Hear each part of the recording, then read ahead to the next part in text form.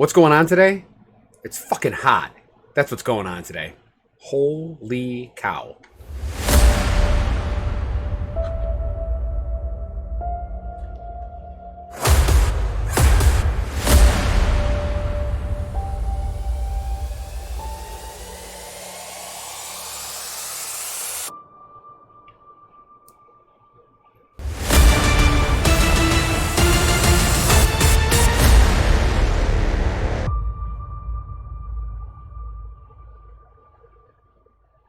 So today is July 9th. It's still 2020, the year of our reckoning, and it is blazingly hot today. If there was a seventh level of Hades, I am currently living in it. It is 99 degrees here in upstate New York, and I am utterly dying.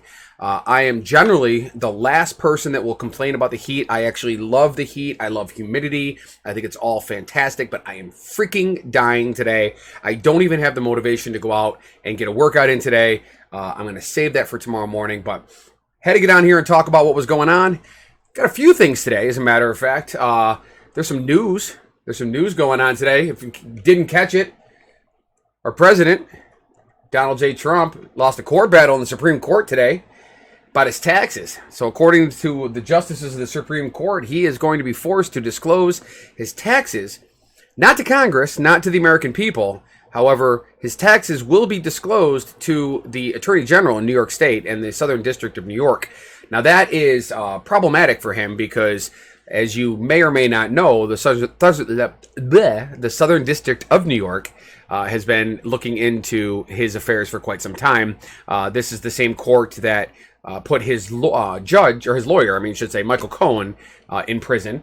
Funny thing about Michael Cohen was actually just put back in prison today. He was released back in April, I believe. In April, he was released from prison after only serving about a year of his prison sentence for tax evasion, among other things.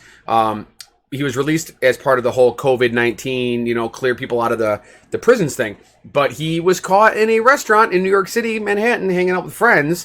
And that is against the rules of his release. So he has been put back into prison, which is fine with me.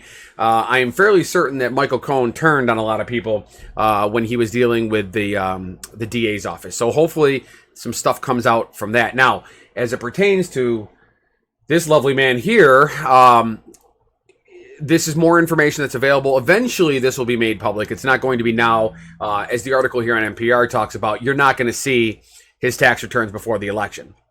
But what you are going to see is an increase in this man's lunacy.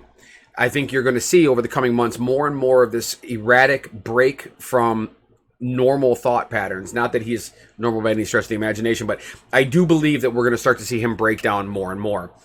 We have a series of decisions that have been made recently.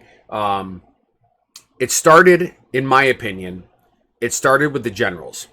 There were several generals that came out and talked about how Donald J. Trump was a criminal.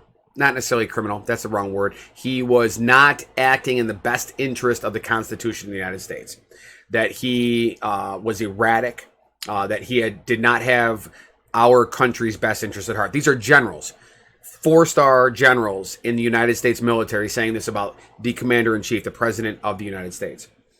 Then you've had recently a couple of different high-profile Republicans openly saying that they likely won't vote for President Trump and that he is not their choice for re-election in the November polls.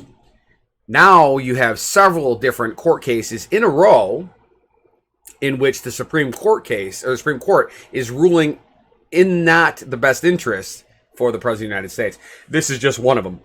There also is the Oklahoma decision that a big chunk of the state of Oklahoma now is going to go back to native tribes and expand their reservation territory. This stuff is huge.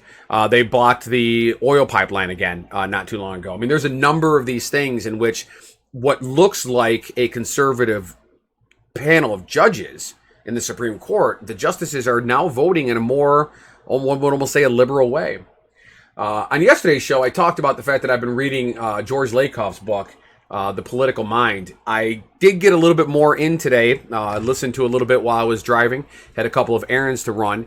And interestingly, they talk more. He talks a lot more about the actual psychology of why people continue to side with Republicans in these kind of things. And it talks about how fear drives so much of this. And when we have a president like Donald Trump, who operates on this constant idea of fear, he's constantly doubling down on race and foreigners and whether or not people are illegal, and he uses all this key terminology, and you're seeing it on an everyday basis. So when you're trying to win a re-election, being divisive is not the way you go about doing that. And when you have an entire series of senators like Mitch McConnell and Lindsey Graham that normally would never see any legitimate challenge from the left, and now they're in real fights. They have a actual possible chance of losing in November. They're not going to stay with him very long. I've talked to plenty of people that believe that if we're going to see a tribal shift in the Republican Party away from Donald Trump, it's going to happen around Labor Day. So we can keep an eye out for that. So really, really hot day in my office here with the lights and everything else. It's got to be close to 100 degrees in this room. So this is going to be a very, very short show. I think I'm only about 6 minutes into this right now. I have not much else to say except for one thing. And actually, let me just do a quick search here. I want to show you.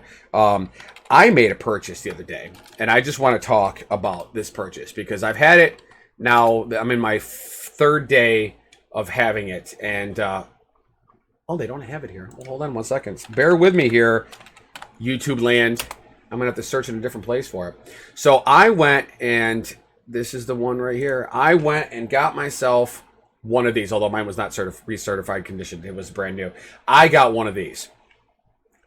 Holy cow. I have been making smoothies, and if you have not had a Vitamix before, this is not your normal blender. This thing is powerful. It's so powerful, it is actually scary. And I have made chocolate peanut butter smoothies. Last night I made blueberry and strawberry smoothies. Holy jamoke. It is so freaking good. It has so much power that it creams it in such a beautiful way. I mean, it's like we're talking restaurant quality stuff here. I am so impressed. So if you have ever been on the fence about whether or not to spend the exorbitant amount of money that it costs to get a Vitamix, I highly recommend it. I'm a huge, huge fan. I will be making them almost every day. In fact, today I had 2 glasses of what I call the peanut butter and jelly smoothie. It was peanut butter, cocoa mix, yogurt, almond milk, and a handful of strawberries. And wow, so good. So that is tonight's daily episode of the Daily Octane. I hope you liked what you had to say. See here today. Unfortunately, I don't have much to say because I am literally sweating in my own office. If you follow me on Facebook, make sure you like the Facebook page. Also, subscribe to my channel on YouTube. I really appreciate it if you do. Like this video if you liked what you saw.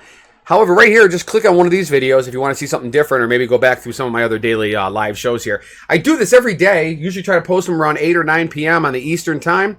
And you can also catch me on Sundays in The Gentleman and the Jerk on Facebook. Go ahead and look that up as well.